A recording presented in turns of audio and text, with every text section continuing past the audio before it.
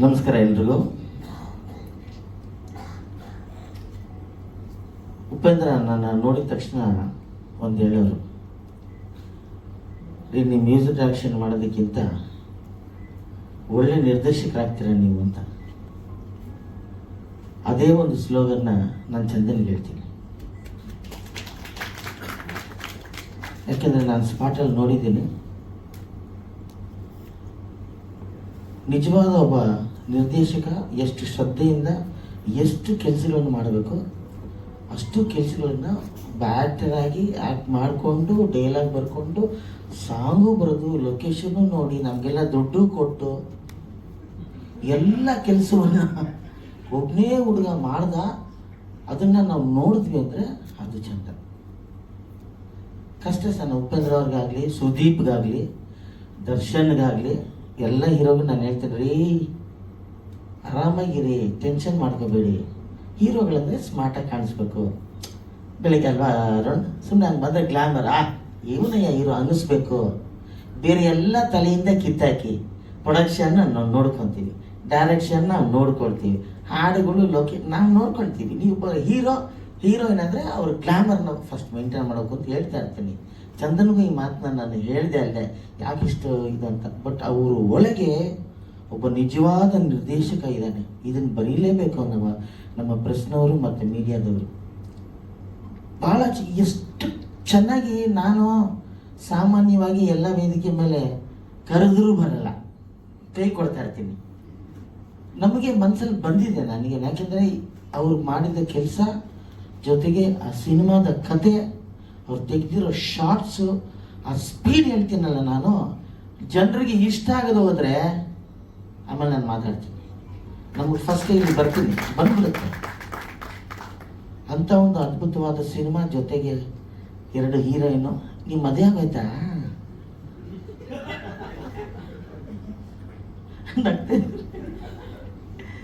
ಇವ್ರಿಗಿನ್ನಾಗಿಲ್ಲ.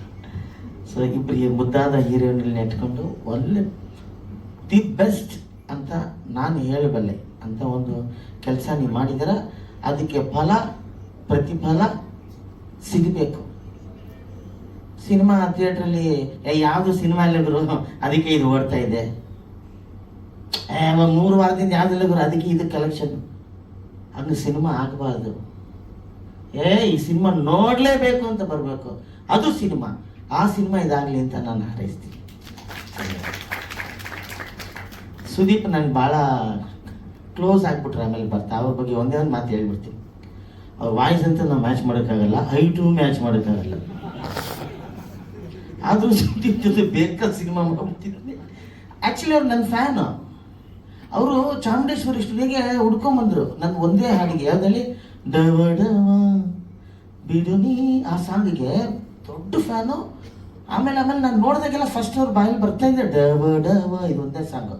ಸುದೀಪ್ದು ಒಂದು ಸಾಂಗ್ದ ಟೈಟ್ಲ್ ಕೂಡ ನನಗೆ, ಈಸ್ ಆ್ಯಕ್ಚುಲಿ ಒಳ್ಳೆ ಕಂಪೋಸರ್ ಕೂಡ, ಈಸ್ ಅ ಮ್ಯೂಸಿಕ್ ಕಂಪೋಸರ್ ಕೂಡ, ನಾಟ್ ಓನ್ಲಿ ಸಿಂಗರ್, ರೈಟರ್ ಕೂಡ ಸುದೀಪ್ ಅವರು.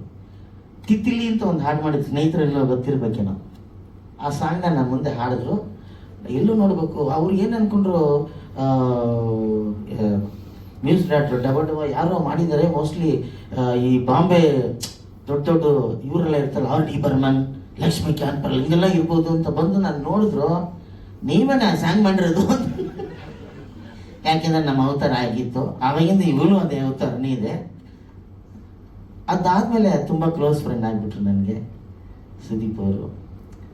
ಅವರು ತುಂಬ ಯಂಗ್ಸ್ಟರ್ಸ್ಗೆ ಪ್ರೋತ್ಸಾಹ ಕೊಡ್ತಾರೆ, ಅದೇ ಬೇಕು ಯಾವಾಗಲೂ. ಅಭಿಮಾನ ಅಷ್ಟೇ.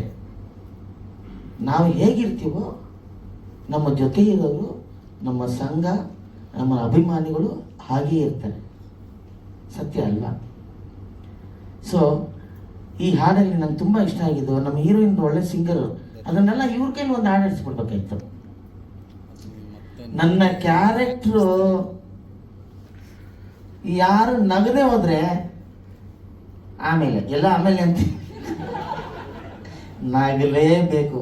ನಾನು ಥಿಯೇಟ್ರಲ್ಲಿ ಸುಮ್ಮನೆ 2 ಡೈಲಾಗ್ ಹೇಳಿದ್ರು ಕೂಡ ತುಂಬ ಇಷ್ಟಪಡ್ತಾರೆ ಎಲ್ಲರೂ. ಆದರೆ ಈ ಸಿನಿಮಾದಲ್ಲಿ ನನ್ನೆಲ್ಲ ಬೇರೆ ಒಂದು ಒಬ್ಬ ನಿರ್ದೇಶಕ, ಒಬ್ಬ ಹೊಸ ನಿರ್ದೇಶಕ ಅಂದರೆ ಅದು ಚಂದನೆ. ಬೇರೆ ಕ್ಯಾರೆಕ್ಟರ್ ನಮಗೆ ನನ್ನ ಮಗ ಹೇಳ್ತಿರ್ತಾನೆ, ಏನಪ್ಪ ಎಲ್ಲ ಸಿನಿಮಾಲಿ ಒಂದೇ ಥರ ಮಾಡಬೇಡಪ್ಪ, ನೀನು ಪರ್ಫಾರ್ಮ್ ಮಾಡಪ್ಪ ಅಂತ. ಪರ್ಫಾರ್ಮ್ ಮಾಡೋದಲ್ಲ, ಪರ್ಫಾರ್ಮ್ ಮಾಡೋದಕ್ಕೆ ಅವ್ರ ಕೆಲಸ ತಗೋಬೇಕು ಡೈರೆಕ್ಟ್ರು. ಡೈಲಾಗ್ ತಗೊಂಬಂದಾಗ ಓರಿರಿ ಕೊಡ್ರಿ ಅಂತ ನಾವೇ ಬರೆಯೋ ಥರ ಆಗ್ಬಾರ್ದು. ಕಲಾವಿದ್ರು ಏನೇ ಬರ್ದು ಒಂದು ಡೈಲಾಗು, ಏನ್ರಿ ಸೀನು, ನಾನು ಇದನ್ ಬಿಟ್ಟು ಒಂದು ಡೈಲಾಗು ಬೇರೆ ಹೇಳಲ್ಲ ಅಂತ ಹೇಳಬೇಕು. ಅದು ಈ ಸಿನಿಮಾದಲ್ಲಿ ಆಗಿದೆ. ಹೌದು, ಇವ್ರ ನಮಗೆ ಸಕ್ಕತ್ತಾಗಿದೆ, ಇದನ್ನ ಇನ್ನೂ ಚೇಂಜ್ ಮಾಡ್ರೆ ನಮ್ಮ ಕ್ಯಾರೆಕ್ಟರ್ ಹಾಳಾಗೋಗುತ್ತೆ ಅಂತ ಗಿರಿ ಏನು ಮಾಡ, ಅವ್ರು ಏನು ಹೇಳಿದ್ರು ಸರಿ ಸರ್ ಮಾಡ್ತೀನಿ ಸರ್, ಅದೇ ರಿಯಾಕ್ಷನ್ ನೋಡಿಬೇಕು ಅಂದರೆ ಅಷ್ಟು ಅದ್ಭುತವಾಗಿ ಕೆಲಸ ತೊಗೊಂಡಿದ್ದಾರೆ ಚಂದನ್. ನಂಗೆ ತುಂಬ ಇಷ್ಟ ಆಯಿತು. ಎಲ್ಲರ ಪ್ರೋತ್ಸಾಹ ಬೇಕೇ ಬೇಕು ಸರ್. ನಾನು ಅದಕ್ಕೆ ಒಂದೇ ಒಂದು ಮಾತು ಹೇಳಿದೆ, ಸಿನಿಮಾದಲ್ಲಿ ಯಾವ ಥಿಯೇಟ್ರಲ್ಲಿ ಸಿನಿಮಾ ಇಲ್ಲ ಅಂತ ಸಿನಿಮಾಗಳು ನಮ್ಮ ಕನ್ನಡ ಸಿನಿಮಾ ಓಡೋಂಗೆ ಆಗಬಾರ್ದು. ಬಂಗಾರದ ಮನುಷ್ಯ ನೋಡಲೇಬೇಕು ಅಲ್ವಾ, ಬಂಧನ ನೋಡಲೇಬೇಕು. ಹೆಂಗಿತ್ತು ನಮ್ಮ ಇಂಡಸ್ಟ್ರಿ, ಹಂಗೆ ಆಗಬೇಕು. ಅದಕ್ಕೆ ಈ ಥರ ಒಳ್ಳೊಳ್ಳೆ ಸಿನಿಮಾಗಳು, ಸ್ಪೀಡ್ ಸಿನಿಮಾಗಳು. ಗಿರಿ ಸಕ್ಕದಾಗಿ ಸಾಟ್ ಗೊತ್ತಿದ್ದೀರಾ. ಗಿರಿ ಭಾಳ ನ್ಯಾಚುರಲ್ ಆ್ಯಕ್ಟ್ರು. ನಿಜ ಹೇಳ್ತೀನಿ, ನಾವೆಲ್ಲ ಆ್ಯಕ್ಟ್ ಮಾಡ್ತೀವಿ, ನೀನು ಆ್ಯಕ್ಟ್ ಮಾಡಲ್ಲ. ನೀನು ಅದ್ಭುತವಾದ ಕಲಾವಿದ.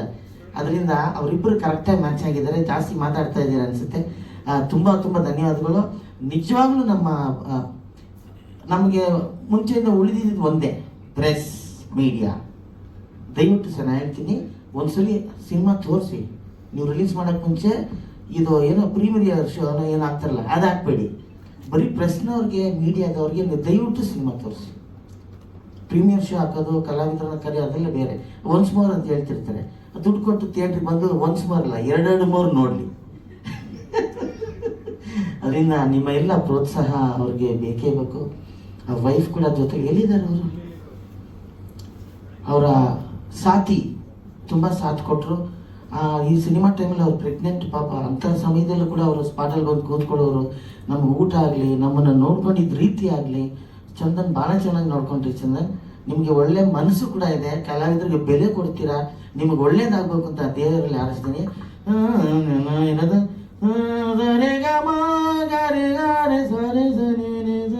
ಯಾವ ಹಾಡಿದು? ಸರೆ ಗ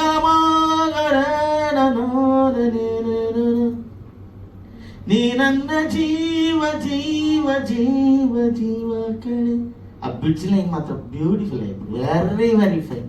ಯಾರು ಮೀಸಲಿಟ್ಟರೆ ಟಕ್ ಅಂತ ಮನಸ್ಸಲ್ಲಿ ಕೂತ್ಕೊಳ್ಳುತ್ತೆ. ಅದರಿಂದ ಈ ಹಾಡು, ಎಲ್ಲ ಹಾಡುಗಳು ಚೆನ್ನಾಗಿದೆ. ಈ ಸಿನಿಮಾ ಹಿಟ್ ಆಗಬೇಕು ಅನ್ನೋಕ್ಕೋಸ್ಕರ ಇಷ್ಟೊಂದು ಮಾತಾಡ್ಬಿಟ್ಟೆ ಅನಿಸುತ್ತೆ. ದಯವಿಟ್ಟು ಕ್ಷಮಿಸಿ. ಎಲ್ರಿಗೂ ನನ್ನ ನಮಸ್ಕಾರಗಳು.